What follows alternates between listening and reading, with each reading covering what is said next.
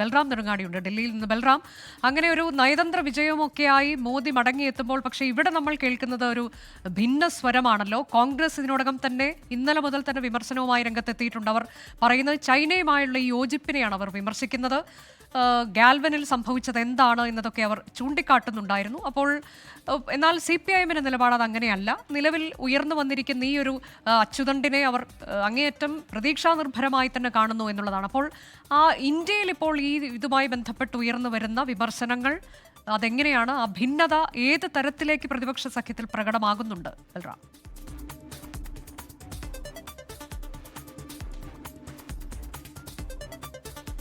അനുജ, പ്രധാനമന്ത്രി നരേന്ദ്രമോദി ചൈനയുമായി ചർച്ചകൾ ആരംഭിക്കുകയും കഴിഞ്ഞ ദിവസം ഈ ഷാങ്ഹായ് സഹകരണ ഉച്ചകോടിക്ക് മുമ്പായി ചൈനീസ് പ്രസിഡന്റ് ഷീ ജിൻപിങ്ങുമായി ചർച്ച നടത്തിയതിനും തൊട്ടു പിന്നാലെയാണ് കോൺഗ്രസ് ഈ വിഷയത്തിൽ വിമർശനവുമായി രംഗത്തെത്തിയത്.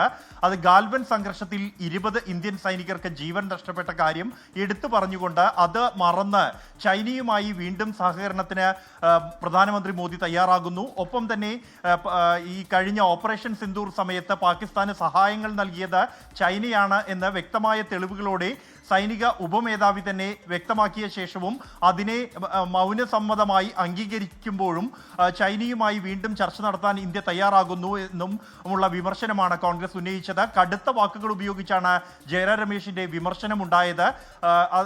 ഈ ഓപ്പറേഷൻ സിന്ദൂറിന് ശേഷം വിദേശകാര്യമന്ത്രി ഉപയോഗിച്ച പുതിയ പദം ന്യൂ നോർമൽ എന്ന പദം ഉപയോഗിച്ചുകൊണ്ട് തന്നെ നട്ടലില്ലായ്മയാണോ ന്യൂ നോർമൽ എന്ന ചോദ്യമാണ് കോൺഗ്രസ് ഉന്നയിക്കുന്നത്. എന്നാൽ ഇന്ത്യ സഖ്യത്തിൽ ഇക്കാര്യത്തിൽ ഭിന്നമായ അഭിപ്രായമുണ്ട് എന്നുള്ളതും കഴിഞ്ഞ മണിക്കൂറുകളിൽ വ്യക്തമായി.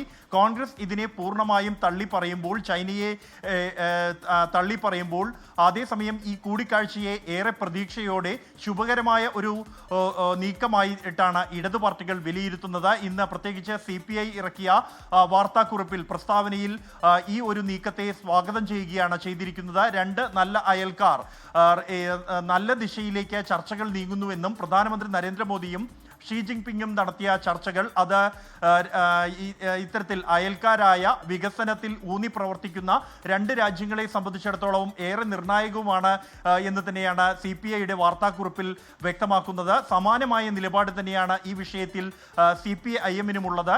നേരത്തെ ഈ ഗാൽവൻ സംഘർഷം ഉൾപ്പെടെ ഉണ്ടായ സാഹചര്യങ്ങളിൽ ചൈനയ്ക്ക് മേൽ കടുത്ത വിമർശനങ്ങൾ ഉന്നയിക്കുന്ന ഘട്ടത്തിലും ഈ വിഷയത്തിൽ ഇരു രാജ്യങ്ങളും ഇത്തരത്തിലൊരു സംഘർഷത്തിലേക്ക് പോകരുത്, മറിച്ച് അയൽ രാജ്യങ്ങൾ, ശക്തരായ അയൽ രാജ്യങ്ങൾ അവർ ചർച്ചകളിലൂടെ പ്രശ്നങ്ങൾ പരിഹരിക്കണമെന്ന നിലപാട് തന്നെയായിരുന്നു ഇടതു പാർട്ടികൾ ആ ഘട്ടത്തിലും സ്വീകരിച്ചത്. എന്നാൽ ഈ കഴിഞ്ഞ മണിക്കൂറുകളിൽ പ്രത്യേകിച്ച് ഇന്ത്യയുടെ നിലപാടുകൾ ഈ ഷാങ്ഹായ് അംഗരാജ്യങ്ങൾ മുഴുവനായും അംഗീകരിക്കുന്നതാണ് കണ്ടത്. അത് കഴിഞ്ഞ ദിവസം ഷീ ജിൻപിങ്ങും മോദിയും തമ്മിൽ നടത്തിയ ചർച്ച ആയാലും ഇന്ന് ഈ ഉച്ചകോടിയിൽ ഉണ്ടായ പ്രധാനമന്ത്രിയുടെ ആമുഖ പ്രസംഗത്തിലും ഒപ്പം തന്നെ ഉച്ചകോടിയിൽക്ക് ശേഷം ഉണ്ടായ പ്രഖ്യാപനത്തിലും ഇന്ത്യയുടെ ഭീകരതയ്ക്കെതിരായ നിലപാടടക്കമുള്ള ഇന്ത്യയുടെ നിലപാടുകൾ പൂർണ്ണമായും ഷാങ്ഹായ് അംഗരാജ്യങ്ങൾ അംഗീകരിക്കുന്നതാണ് കണ്ടത്. ഇന്ത്യയെ സംബന്ധിച്ചിടത്തോളം വലിയ നയതന്ത്ര വിജയം തന്നെയാണത്.